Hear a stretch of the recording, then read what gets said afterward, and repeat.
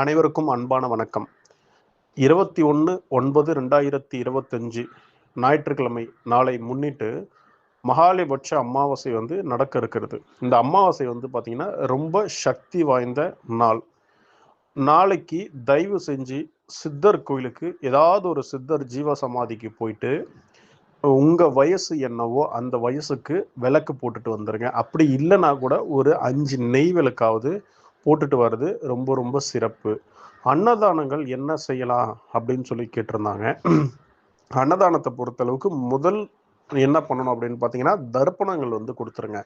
நம்ம முன்னோர்களுக்காக எத்தனை முன்னோர்கள் உங்கள் குடும்பத்தில் தவறி இருக்காங்களோ அவங்களுக்கு தர்ப்பணங்கள் ப்ராப்பராக கடல்லையோ ஆற்றுலையோ கொடுத்து முடிச்சுட்டு, உங்கள் முன்னோர்கள் நீங்கள் கொடுக்குற தர்ப்பணத்தை எடுத்துப்பாங்க கண்டிப்பாக. அதுக்கப்புறம் நீங்கள் என்ன பண்ணணும் அப்படின்னா, நீங்கள் பண்ணுற விஷயங்கள் முழுமையாக உங்கள் முன்னோர்களுக்கு கிடைக்கிறதுக்கு என்ன பண்ணணும்னா, ஏழ்மையாக இருக்கிறவங்க யாராவது ஒருவருக்காவது உங்களால் முடிஞ்சால் கல்விக்கு உதவி பண்ணுங்க.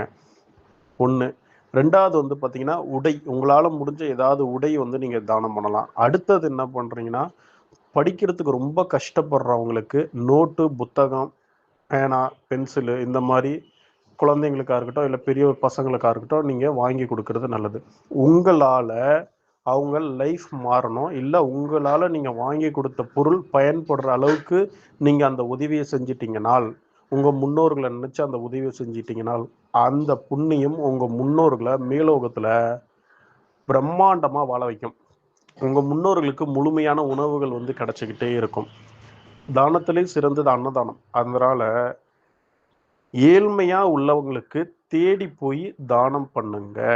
இன்னொன்று, பிள்ளைகளால் கைவிடப்பட்ட தாய் தந்தையர் யார் இருக்காங்களோ, ரோட்டோரத்தில் இருந்தாலும் சரி, இல்லை ஆசிரமத்தில் இருந்தாலும், உங்களால் முடிஞ்ச அளவுக்கு நீங்கள் உதவி செய்யுங்க. இது மகாலயபட்சத்துக்கு மட்டுமா செய்யணும்னு இல்லை, நீங்கள் அமாவாசை நீங்கள் செய்கிறது நல்லது. ஏன்னா ஜோதிடத்தில் அமாவாசைன்றது ராகுவாக இயங்குது, ராகுன்ற கிரகமாக இயங்குது, சரியா? அதனால ராகுன்றது சித்தர்களோட வழிபாடு. அதனால தான் சொன்னேன், ராகுன்றது சித்தர்கள். நாளைக்கு போயிட்டு சித்தர் ஜீவ சமாதிக்கு போயிட்டு வந்துட்டீங்கன்னா, உங்களுக்கு கிரக வலிமையில் உங்களுக்கு ராகு நல்லா இருந்தார்னால், நீங்கள் நாளைக்கு சித்தர் நல்லா இருந்தாலும் நல்லா இல்லைனாலும் நீங்கள் ஜீவ சமாதிக்கு போயிட்டு ஒரு அட்டண்டன்ஸை போட்டு வந்துடுங்க. அது மட்டும் இல்லாமல் உங்கள் குலதெய்வ மந்திரம் எதுவாக இருந்தாலும் சரி, இல்லை உங்கள் குலதெய்வத்தை மனசார வேண்டிக்கோங்க. ஒரு எலுமிச்சை பழம் மாலை போட்டுருங்க.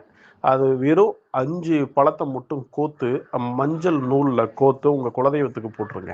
அது வீட்டில் போட்டாலும் சரி, இல்லை கோயிலில் போகிறதா இருந்தால் ஒரு மாலையை வாங்கி போட்டுருங்க. வீட்டில் போகிறதா இருந்தால் ஒரு 5 எலுமிச்சை